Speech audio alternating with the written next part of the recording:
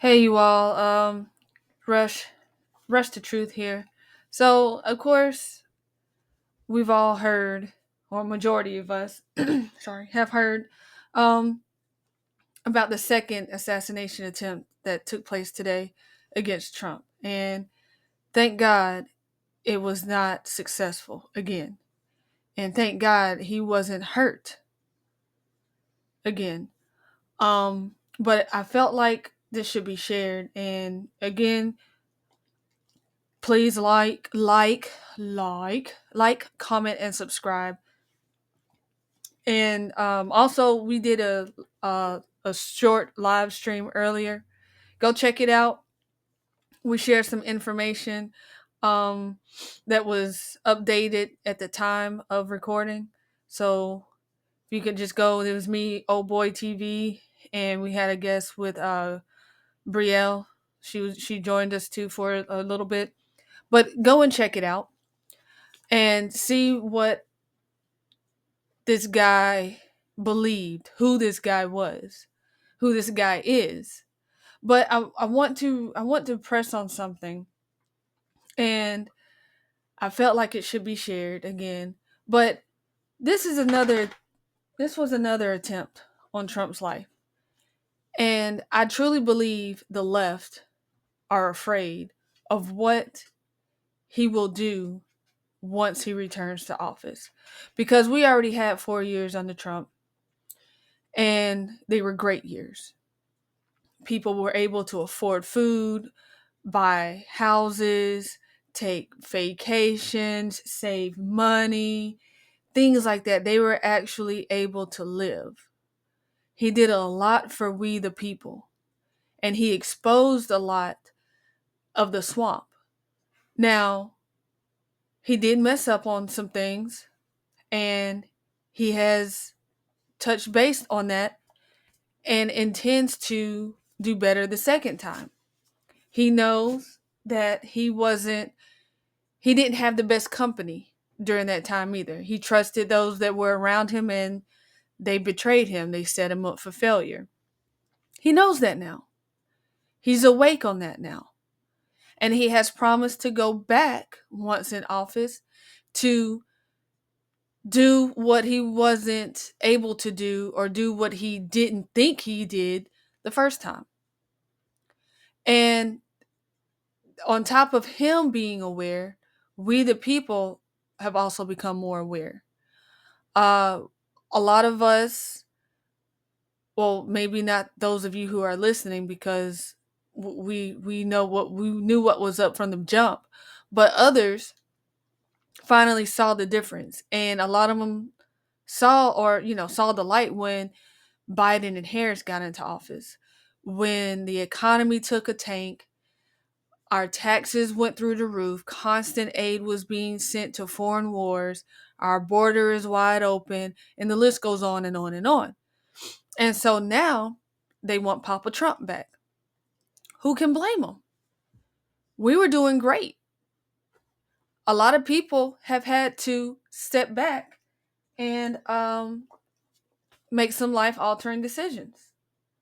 A lot of people have had to take cuts. There's a lot more that's not for we the people that has happened since Biden and Harris have taken office. And so there's also been a spiritual awakening as well, because a lot of has evil has progressed. We'll say that. And it is being allowed to progress and continues to be fed, and it is good versus evil literally now, where good is frowned upon and evil is given the green light.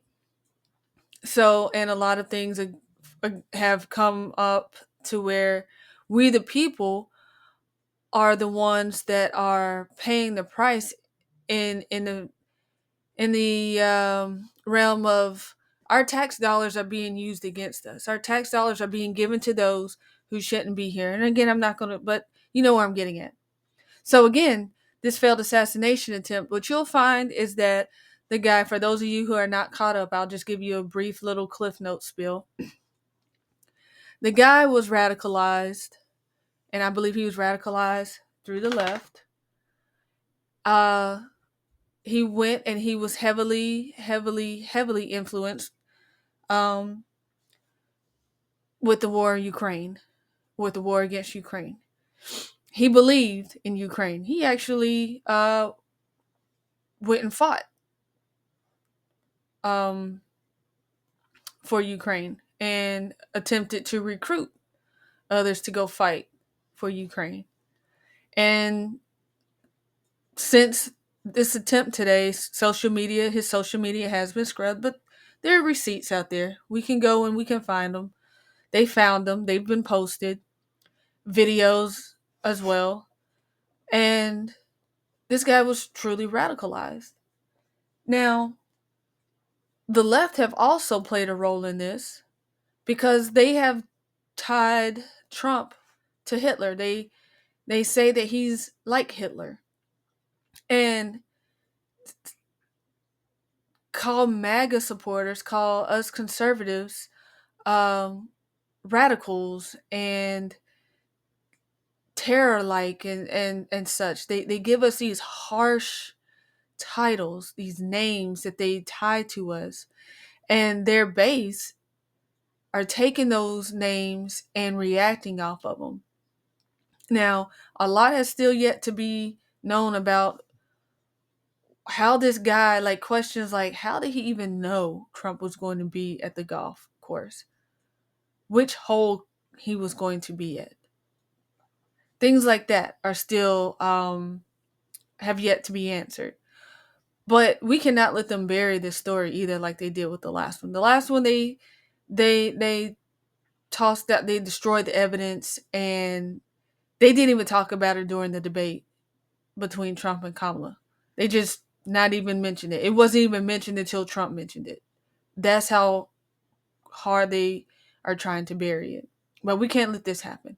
This guy they caught, he's alive. They have his information. They have all. They are going to investigate him, and they should not let up. 2 attempts in 1 year. 2 attempts in what, in 2 months? Yeah, that's crazy. How is he able? How is he able to get that close to Trump? No, he doesn't have the same amount of service or protection as a sitting president, but nonetheless, he still has Secret Service protection for life by being president. No one has gotten this close to any of the other former presidents. So how is it possible for them to get this close to Trump? And I also believe that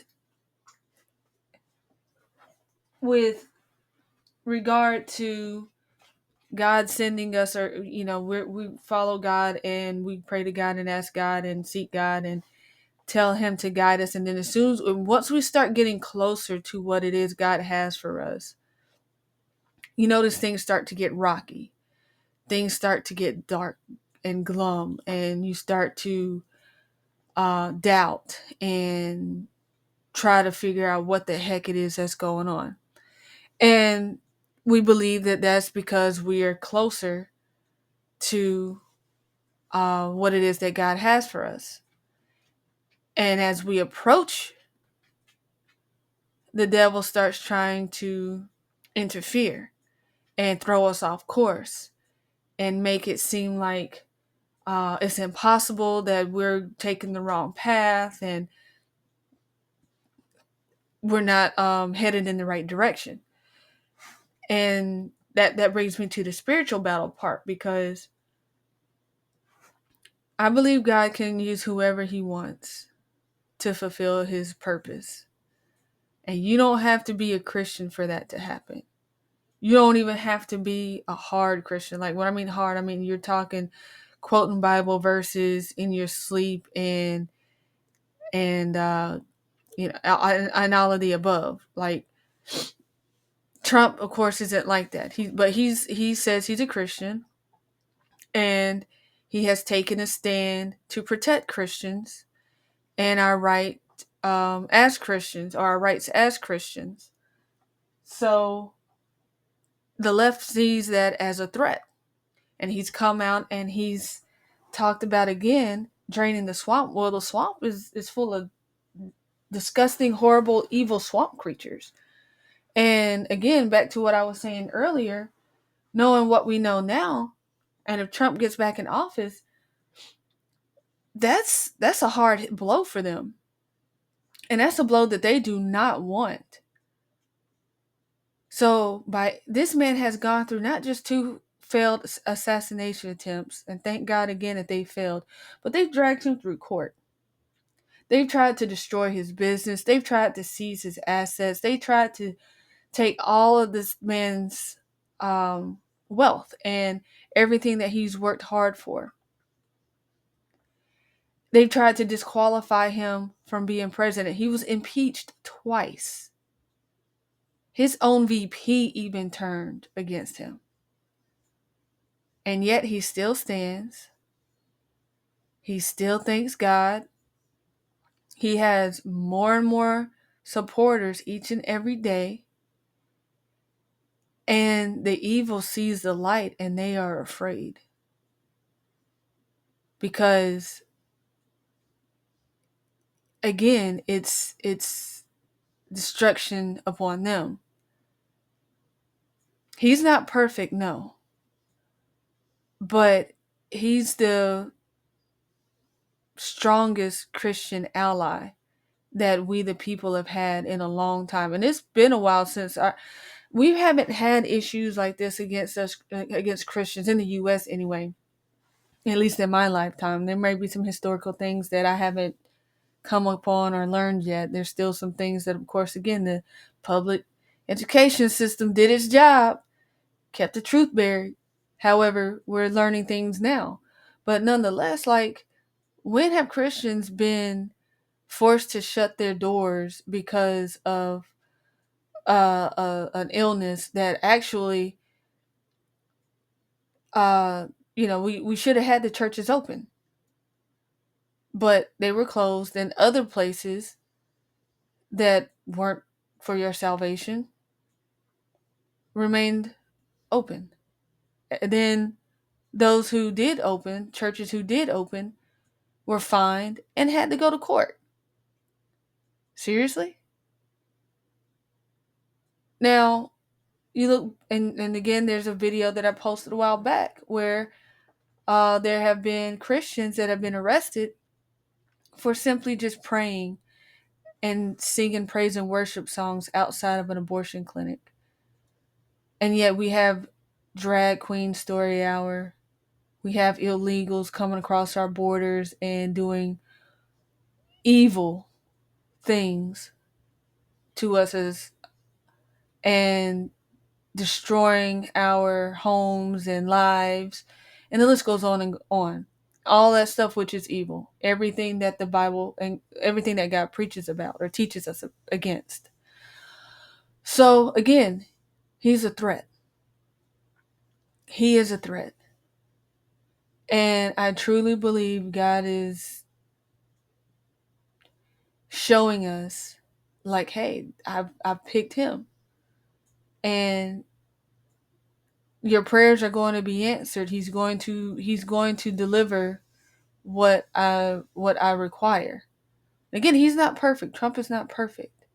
Not trying to hold him up as God, and God uses imperfections. If he didn't look, if the church had actually done its job and didn't get soft on the Bible, sugarcoat the truth, sugar it up to fill the seats, so to speak, we would be in a different direction. Truthfully. And you're going to hear me say that quite often. And it's true. Look at the pastors that we have out on TV nowadays. Skinny jeans, ripped jeans. They distort the scripture. They don't want to offend.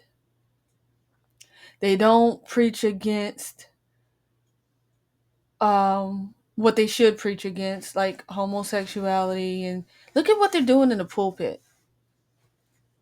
Wearing the gay pride rainbow and changing the Bible to suit female, well, just make it feminine, basically.